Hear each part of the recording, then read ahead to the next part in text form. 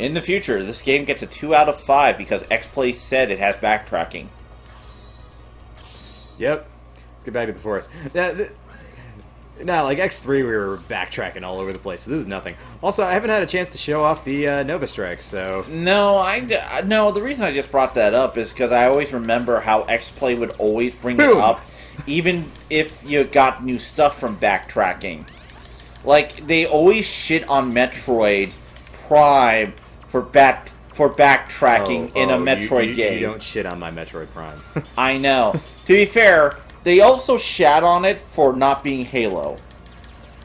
Well, that's just dumb. X-Play was special that way. To be fair, if you were like a fan of anything Japan, it was like, Japan. Let's see. Oh yeah, I think these, the Merman guys go down in one hit to Lightning Web of all things. Which is generally not very effective as a weapon, except against these guys, apparently. To be fair, it's one of those things about like figuring out what the best things against what are. It's kind of a rewarding thing. I think that if you knew what like everything was weak to, you could basically be like, whoop, whoop, whoop, whoop, whoop, whoop, and just like speed through. So you sound like Professor Zoidberg on your speedrun. Yes. Look, as a Jewish man, astronaut. As a Jewish astronaut. I sound like Dr. Zoidberg when I want to. And when I do speed runs, I of course do Zoidberg. Zoidberg is winner now. Yeah. Yeah, so I totally used up that Nova Strike, and it went by so fast because it was like nothing, but if you have the ultimate armor, you have infinite use of the Nova Strike, which breaks all future Mega Man games over its knee, except for X5, where it's kind of a mechanic. Oh. Wait, did the Nova Strike fill back up? Sweet. Let's use it again. You're just like... Okay, so that's the thing about all these, like, reload points and stuff, is because everything reloads, you start out with a full Giga Crush instead of having it start out empty the way it does in the SNES games. So you, like, save it for that special moment, and here it's just like, no, man, kaboom! You're just like, Mega Man is not Zaku anymore. He is a Gundam. Yeah, he is full Armor X right now. Full Armor X. Now, all he needs is like a cannon over his shoulder to just get that full armor look, baby. But yeah, because we can use the special weapons with impunity, it's really like... God, I want that. Sorry, I'm just now thinking... I love the special weapons. You can't change weapons when you're locked down at the aiming laser. Alright, so Rising Fire now lets us burn through this stuff. Rising Fire! Rising Fire sounds like Initial D soundtrack. Isn't that the opening theme of Scryed? That's Reckless Fire. I was close. You're not wrong. Yeah, so the life up was inside that tree, and that's all we needed. That was special. Yeah, that was kind of anticlimactic. That's the thing, like, I feel like X1 and 2, they were pretty good about hiding things. And then X3, we had that trope where power-ups were hidden in plain sight. X4 is kind of following that trend, where they're like, man, we got tired of putting things all over the place. But... So we're actually rocking like a 100% run now that we did that bit of backtracking, and we can go straight into the snow base stage. Woo! Snow base. It's like white base, but fluffy. Okay, this is where all the sprite budget went. Yeah, Frost Walrus. I'm Frost Walrus, baby. I feel like he sounds like Goofy in my head, and I'm never gonna. Gosh! Hey, it's our friend Blizzard Buffalo. Hey, how you doing, Blizz? Oh, you know, just chilling. I just want to see Mega Man 5-5 him and he smashes pieces. Whoops! Man, you're really coming apart at the seams there. So, yeah, speaking of power-ups hidden in plain sight. Boom. Hidden in plain sight, Mega Man blows up the world. Tune in.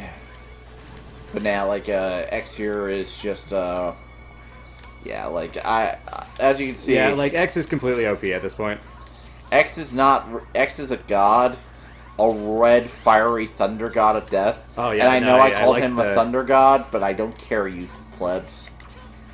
Yeah, I like the red palette swap. Let's see, it's really swap good. over. Does Twin black Slasher is also get you? good. Yeah, Twin Slasher doesn't do too much damage to them. I gotta admit, the black Let's get is... Soul Body. Soul Body! Yeah, because Soul Body is just really cool to have in front of you. It's a neat effect. It's too bad, like, the silhouette doesn't look like the X armor, but still, that... No, that's true. So we got another instance of lightning web helping us to get something. Boop. Whee! Yeah. So what does that do, exactly? So that's the EX tank. So now if we ever game over out, we start with, like, 5 lives instead of 3. Oh, wow. Which is profoundly not useful. At this point? No, it's just profoundly not useful in the entire game because if you lose a life, you always go back to the last checkpoint, and like I think if you game over out, you go back to the last load point. Oh wow! Well, so if you game over out to the boss, I think you still start halfway through the level. Huh? Which basically renders it all pointless. Oh yeah, this. God, it reminds me of like when Yahtzee complains about like live systems in modern games. Yeah, because like if it booted you back to the Maverick select screen the way it did in the old games, it might make more sense. I am an ice claw. Oh God, it's fire. My one weakness. Who could have guessed? Temperatures above 32 degrees Fahrenheit. And now I'm dead. Hey, also Chill Penguin is in there. Man, it looks like he's just chilling out there. Good for him. Yep. God. So, yeah, like if we were to hypothetically lose to Frost Walrus, we'd start back here. Hypothetically. Dude, I can't remember the last time I've ever game overed out in a Mega Man X game on the PlayStation, besides Mega Man X6, because that shit is bonkers. I actually remember you get... I know, I've seen you lose life, but I don't think I've ever seen you, like, game over out in Mega Man. Yeah, well, because every now and then you land on spikes or something else goes wrong, but... Yeah, well, this is not like one of those games. Oh, yeah. You may have missed it just now, but we got the weapon tank. Oh, great. I totally just missed it. Because refilling ammo is very important. Fair enough. I'm being facetious. After all, we have infinite ammo. You do have infinite ammo, unless it's charged. Yeah, so I guess the idea is we could go to town with charged weapons and have a refill. Yeah, that's Not fair. that it's really necessary, because the X-Buster is the only charged weapon for me, baby. You're just like, I like it simple and clean. Oh, yeah. And I'm not going to sing that Kingdom Hearts song now. Please don't. Simple and... no, I'm not going to do that. I have many bits, but I'm not going to start singing as one of my bits. There are many things you don't want me to do, and singing is one of them. Oh, yeah. Oh, yeah, if you fail to get the Ice Bird, then it freezes the whole darn place. So I guess that's an interesting level gimmick that's a little bit underutilized, because it's pretty easy to get the Ice Birds.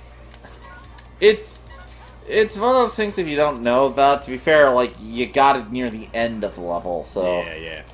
Well, because then it's kind of slippery and stuff. Check out this background, though. It's a cool-looking background. We got, like, we're cooling the nuclear reactor for some super weapon, I guess. And then And then he comes in. And you can see where the budget went. He said a kid, like... Okay, this bothers me. Why do they call X a kid when he's the robot that is the blueprint for all of the rest of them? He's their grandfather! It's called... Look, X is just extraordinary and young looking. He's like that like, person you know who's, like, 42, but he looks 20. I don't know. Maybe not all... The weird thing about Mega Man X lore is how much do Reploids know about their creation.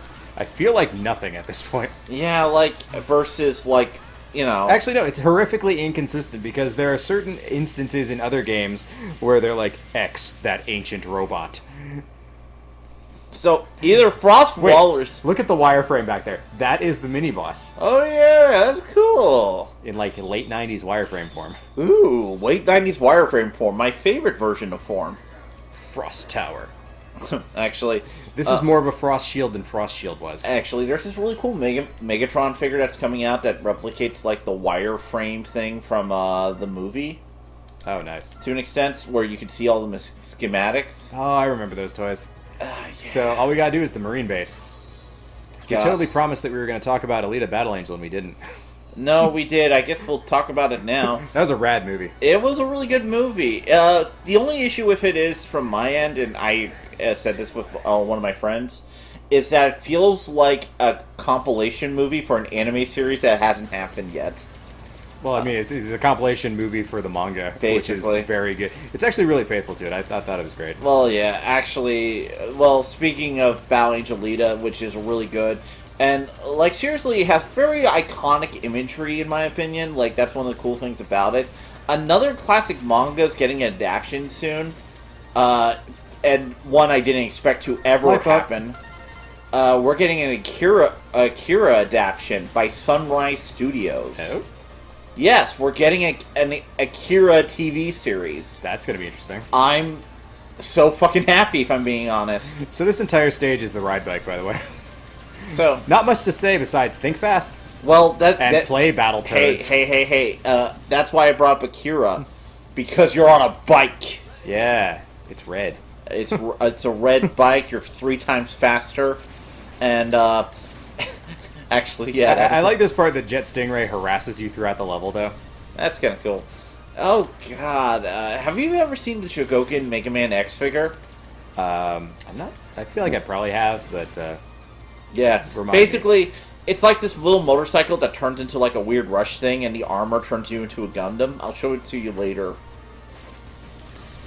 All right, so there's a little bit of precise timing required coming up.